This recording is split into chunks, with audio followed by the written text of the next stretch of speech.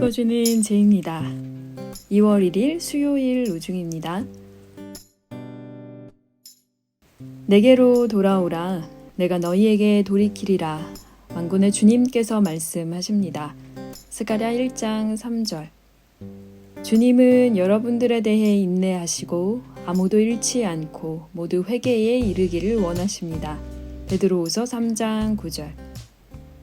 주님을 알아보는 하루 되세요. 샬롬 하올람. 교회에서 참 많이 듣는 말 중에 하나가 회개입니다. 그리고 이 회개는 뭔가 잘못한 것에 대해 반성하는 걸로 이해하는 경우가 참 많습니다.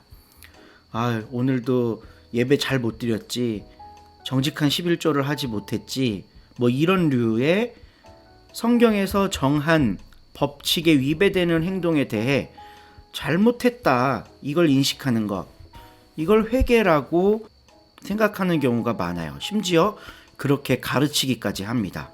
그런데 성경에 나와 있는 회개는 그런 게 아닙니다. 특히 신약 성경에 세례 요한과 예수님께서 회개를 선포하시는데, 이때의 회개는요, 이제 그리스어로 메타노이아라고 합니다.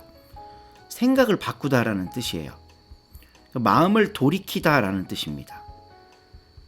잘못한 것에 대해 용서를 구하다, 잘못했다는 걸 인식하다, 나는 정말 잘못했어요, 이런 생각하는 게 아니라요, 지금까지 내가 살아왔던 삶의 방식, 그 관점을 돌이켜서 하나님께로 초점을 다시 맞춰보는 것, 이게 바로 회개라는 겁니다. 그러니까 우리는 이 회개를 오해하는 제일 중요한 이유가 천국에 대해서 잘못 생각하고 있는 건데요. 죽으면 가는 곳을 천국이라고 생각해요. 그래서 지옥 안 가기 위해 회개해야 된다고 보는 겁니다. 근데 성경에서요, 죽어서 천국 간다라는 개념이 굉장히 희박해요. 반면에 하나님의 나라, 그러니까 천국이 우리 가운데로 오고 있다라는 이야기는 상당히 많이 합니다.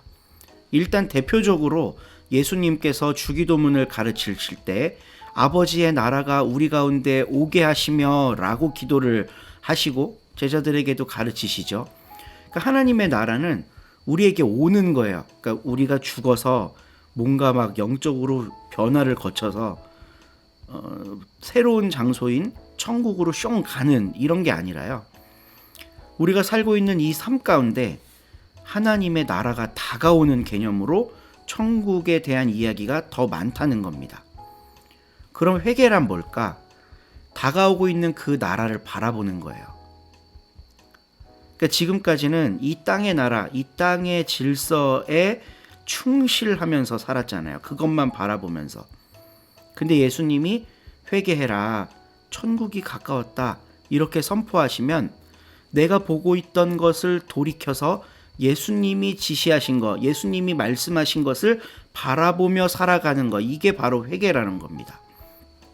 그래서 오늘 로중 말씀과 가르침의 본문에 회개에 대한 이야기가 2번 나오는데요. 스가랴 1장 3절은 내게로 돌아오라 라고 하나님이 말씀하십니다. 근데 더 감동적인 거는요, 나도 너희에게 돌아가리라. 오늘 번역에는 내가 너희에게 돌이키리라 이렇게 되어 있는데요, 세번역 성경 보면 아주 클리어합니다. 그러므로 백성들에게 알려라. 만군의 주가 말한다. 너희는 나에게로 돌아오너라. 만군의 주가 말한다. 나도 너희에게로 돌아간다. 하나님도 회개하겠다는 거죠. 하나님도 이 백성들을 안 바라보고 있다가 다시 바라보겠다라고 약속하시는 말씀입니다. 이게 회개의 참뜻이라고 저는 봐요. 그리고 가르침의 본문 베드로후서 3장 9절은 주님께서 여러분들에 대해 인내하시고 아무도 잃지 않게 모두 회개에 이르기를 원하십니다. 지금 하나님께서 이 당신의 백성들 가운데로 막 오고 계신데, 그들이 안 바라보면, 그들이 하나님을 향하지 않으면 이 천국이 그들한테 임할 수가 없잖아요. 그러니까 한 사람도 잃지 않게 모두 당신을 바라보기를 원하십니다 라고 이야기를 하고 있습니다. 오늘 우리 서로님들의 하루의 삶이 다가오는 하나님의 나라를 바라보며 사는 회개의 삶 되기를 간절히 바랍니다. 좋은 하루 되세요. 7장. 여러분은 이것을 모르십니까? 형제자매 여러분. 나는 율법을 알고 계시는 분들에게 말씀드립니다. 율법은 사람이 살아있는 동안에만 그 사람의 주인이 되지 않나요? 결혼한 여자는 남편이 살아있는 동안은 그 남편에게 율법으로 매여 있습니다. 그렇지만 그 남편이 죽으면 그를 남편에게 매어둔 율법에서 풀려납니다. 따라서 남편이 살아있는 동안에 다른 남자와 관계를 맺으면 바람피운 여자라고 불릴 것입니다. 그렇지만 그 남편이 죽으면 그 여자는 율법에서 벗어나 자유롭습니다. 그래서 다른 남자와 관계를 맺는다고 해도 바람피운 여자가 되는 것이 아닙니다. 그러므로 나의 형제자매 여러분 자신들도 그리스도님의 몸을 통해서 율법에 대해 죽임을 당했습니다. 그리고 다른 분, 곧 죽은 사람들 가운데서 일으킴 받아 살아나신 분께 속하게 되었습니다. 그리하여 우리가 하나님을 위해 열매를 맺게 되었습니다. 우리가 몸뚱이 안에 있을 때는 율법을 통해 일어나는 죄의 욕망이 우리의 몸 각 부분에서 활동하고 있었습니다. 그리하여 우리가 죽음에 이르는 열매를 맺게 했습니다. 그러나 이제 우리는 율법에서 풀려났습니다. 우리가 얽매였던 율법에 대해 죽음으로써 말입니다. 그리하여 우리는 종노릇하되 성령님의 새로운 방식으로 하지 글자로 된 율법의 낡은 방식으로 하지 않습니다. 그렇다면 우리가 무엇이라 말할까요? 율법이 죄입니까? 절대로 그럴 수 없습니다. 오히려 율법을 통하지 않고서는 내가 죄를 알지 못했을 것입니다.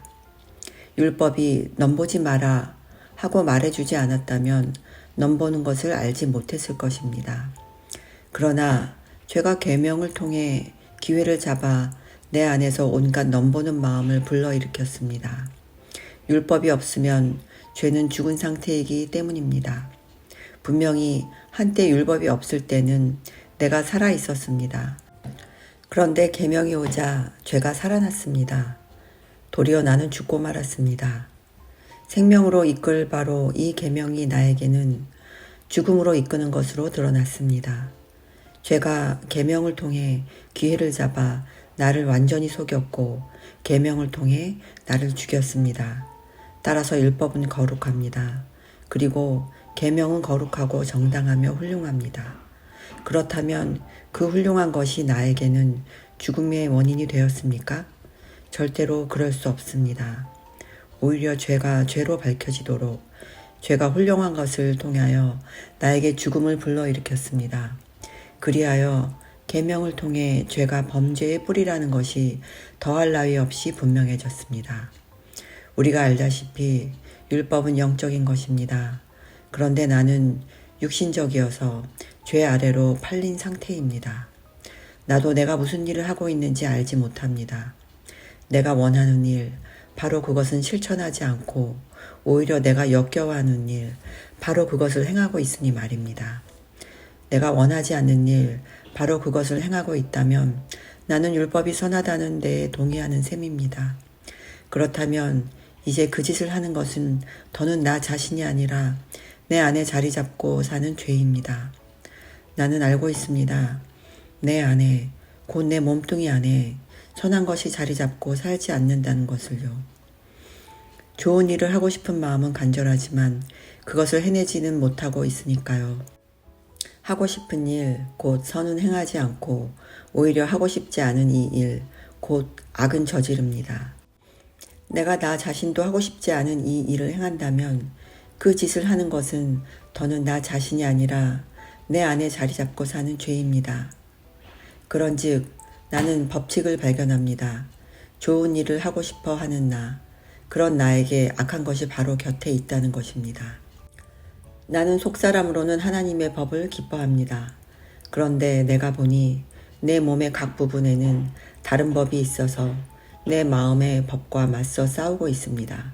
그리고 내 몸의 각 부분에 있는 죄의 법으로 나를 포로로 삼고 있습니다. 나야말로 얼마나 비참한 사람입니까? 누가 나를 이 죽음의 몸에서 건져내 주겠습니까? 하나님께 감사를 드립니다. 하나님이 검전해 주십니다. 예수 그리스도 우리 주님을 통해서요. 그러므로 결국 나 자신은 마음으로는 하나님의 법에, 몸뚱이로는 죄의 법에 종노릇하고 있습니다. 아멘.